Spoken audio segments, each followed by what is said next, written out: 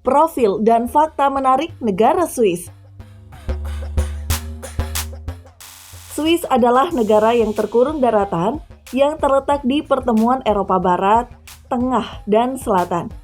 Ini adalah Republik Federal yang terdiri atas 26 kanton dengan otoritas federal yang berbasis di Bern. Swiss berbatasan dengan Italia di selatan, Perancis di barat, Jerman di utara, serta Austria dan Liechtenstein di timur.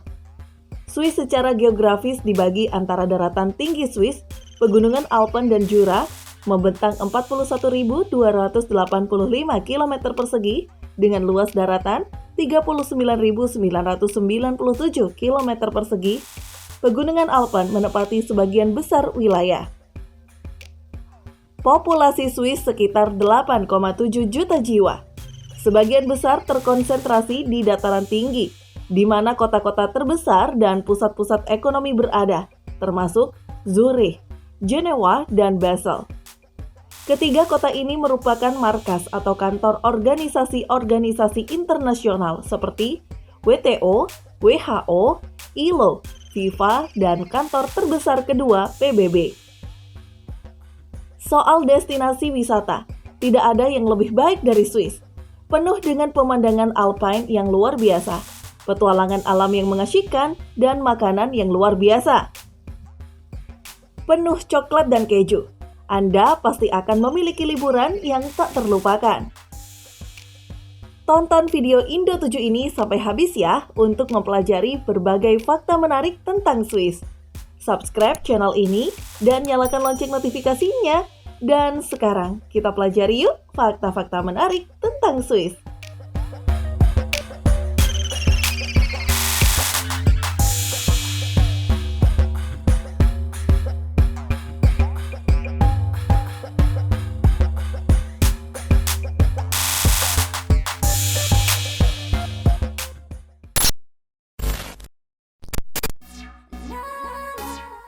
Ada 4 bahasa resmi.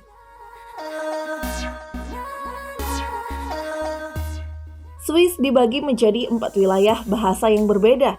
Bahasa Prancis di bagian barat, bahasa Italia di bagian selatan, bahasa Romans di beberapa wilayah tenggara, dan bahasa Swiss Jerman di wilayah sisanya. Namun jangan khawatir, Anda bisa memakai bahasa Inggris di kota-kota besar seperti Zurich, Jenewa, dan destinasi wisata lainnya. Tentu saja, mempelajari beberapa frase baru tidak ada salahnya.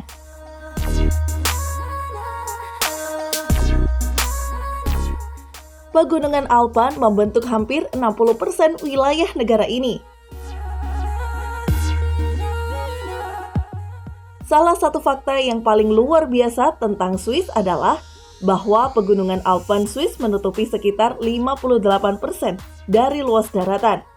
Terlepas dari banyaknya gunung, landscape negara ini sebenarnya cukup beragam.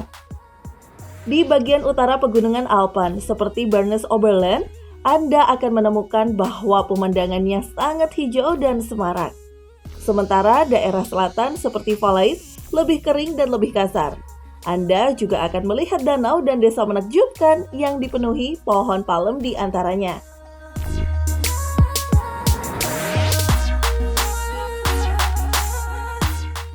Tidak ada euro di sini.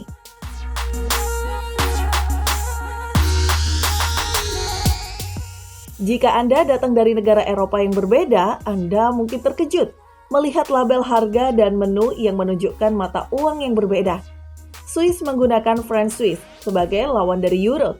Tapi jangan khawatir, euro diterima secara luas di Swiss. Meskipun Anda mungkin hanya dapat menggunakan uang kertas euro tanpa koin, dan Anda akan mendapatkan kembalian dalam bentuk franc Swiss.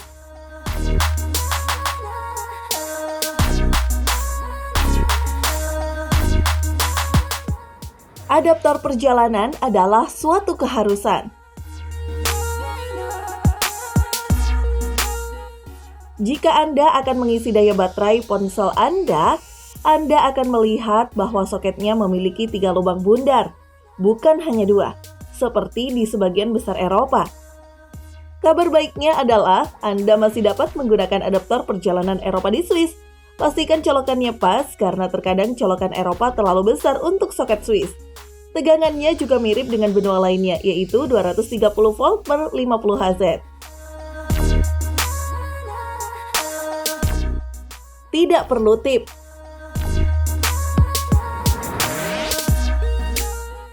Inilah fakta menarik tentang Swiss yang pasti akan Anda sukai. Anda tidak perlu mengeluarkan tip kepada pelayan di restoran atau rumah makan. Tip sudah termasuk dalam harga akhir. Tentu saja, Anda masih bisa menunjukkan penghargaan Anda kepada pelayan atau pramusaji dengan menambahkan sedikit uang ekstra pada tagihan. Kaya air murni.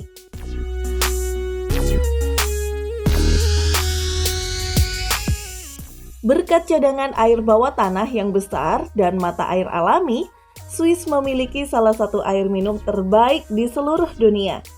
Faktanya, air keran mereka memiliki keseimbangan ekologis yang jauh lebih baik daripada air mineral kemasan rata-rata. Yang perlu Anda lakukan hanyalah membawa botol air dan isi ulang di salah satu dari banyak air mancur minum, dan Anda siap untuk melanjutkan perjalanan.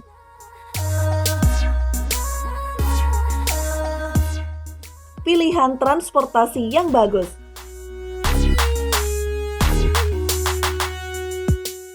Seperti airnya, sistem transportasi Swiss juga merupakan salah satu yang terbaik di dunia.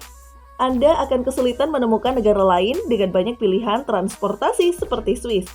Anda dapat berkeliling dengan kereta api, funicular, bus, perahu, kereta gantung, dan tram.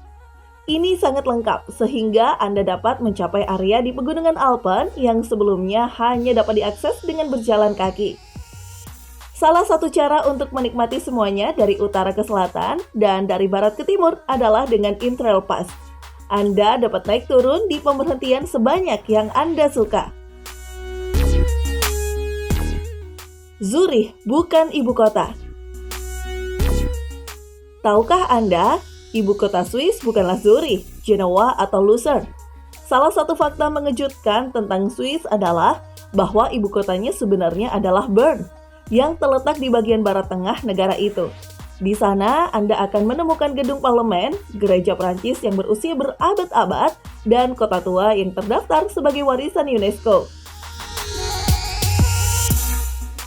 Iklimnya lebih sejuk alih-alih dingin.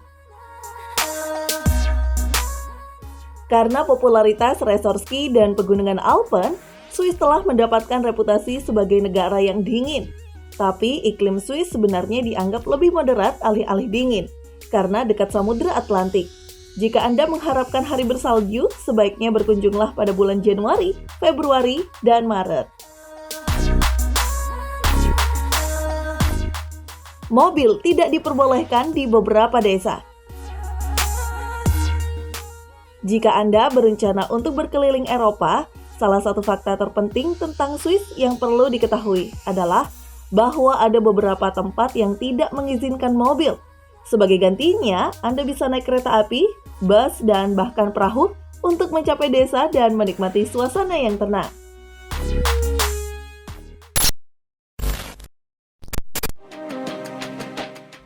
Sejarah singkat Swiss.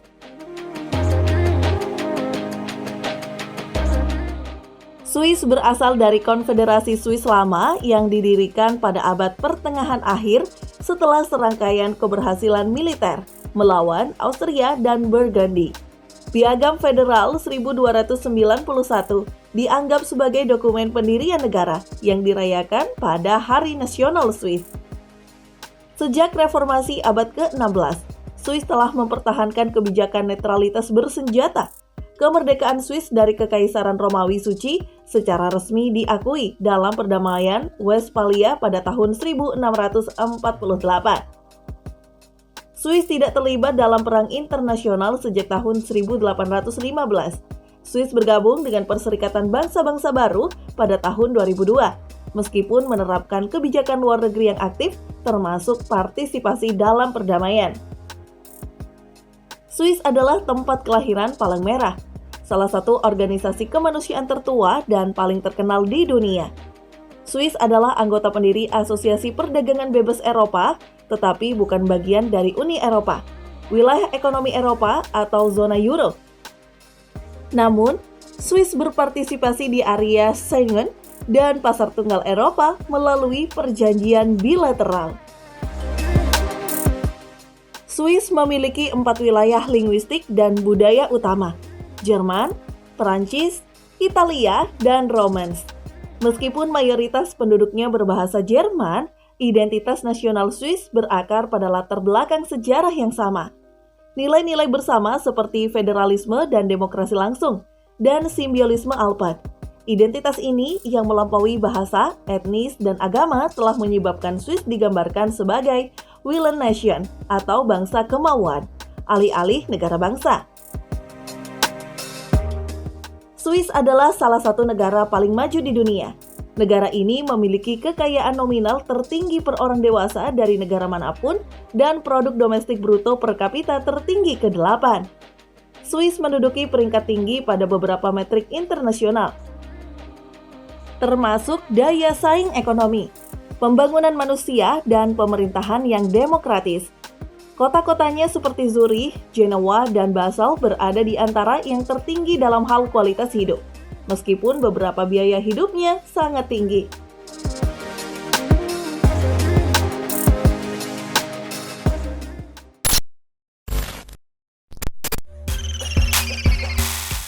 Militer Swiss. Angkatan bersenjata Swiss termasuk Angkatan Darat dan Angkatan Udara. Sebagian besar terdiri atas wajib militer, yaitu warga negara laki-laki berusia 20 hingga 34 dalam kasus luar biasa hingga 50 tahun. Sebagai negara yang terkurung daratan, Swiss tidak memiliki angkatan laut. Namun di danau yang berbatasan dengan negara tetangga, kapal bersenjata Swiss berpatroli. Warga negara Swiss dilarang bertugas di tentara asing, kecuali untuk pengawal Swiss Vatikan atau jika mereka adalah warga negara ganda dari negara asing dan tinggal di sana. Sistem milisi Swiss menetapkan bahwa tentara harus menyimpan peralatannya, termasuk senjata pribadi di rumah. Beberapa organisasi dan partai politik menganggap praktik ini kontroversial. Wanita dapat mengikuti wajib militer secara sukarela. Laki-laki biasanya menerima perintah wajib militer untuk pelatihan pada usia 18 tahun. Sekitar 2/3 pemuda Swiss dianggap cocok untuk dinas. Untuk yang lain, tersedia berbagai bentuk layanan alternatif. Setiap tahun, sekitar 20.000 orang dilatih di pusat perekrutan selama 18 hingga 21 minggu. Reformasi Tentara 21 diadopsi melalui pemungutan suara pada tahun 2003, menggantikan Angkatan Darat 95, mengurangi daftar dari 400.000 menjadi sekitar 200.000 pasukan.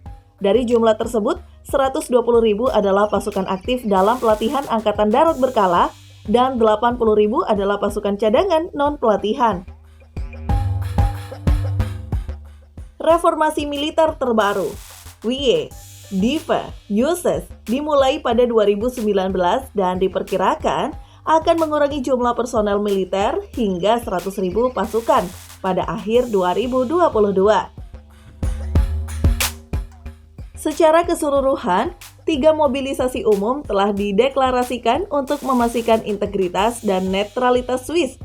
Yang pertama diadakan sebagai tanggapan terhadap Perang Perancis-Prusia tahun 1870 hingga 1871. Yang kedua adalah dalam rangka menanggapi pecahnya Perang Dunia Pertama pada bulan Agustus 1914. Mobilisasi ketiga terjadi pada bulan September 1939 dalam pasukan menanggapi serangan Jerman di Polandia. Karena kebijakan netralitasnya, tentara Swiss tidak ambil bagian dalam konflik bersenjata di negara lain, tetapi bergabung dengan beberapa misi penjaga perdamaian. Sejak tahun 2000, Departemen Angkatan Bersenjata telah memelihara sistem pengumpulan intelijen Onyx untuk memantau komunikasi satelit. Politik senjata di Swiss unik di Eropa, karena 2-3, 5 juta senjata berada di tangan warga sipil. Sehingga negara tersebut memperkirakan rasio kepemilikan 28 hingga 41 senjata per 100 orang. Perlu dicatat, bahwa menurut survei senjata kecil, hanya 324.484 senjata yang dimiliki oleh militer. Hanya 143.372 yang berada di tangan tentara. Namun, amunisi tidak lagi dikeluarkan.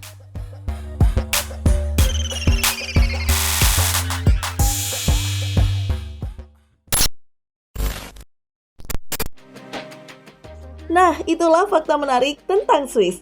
Terima kasih sudah menonton dan dukung terus channel Indo7 ini ya.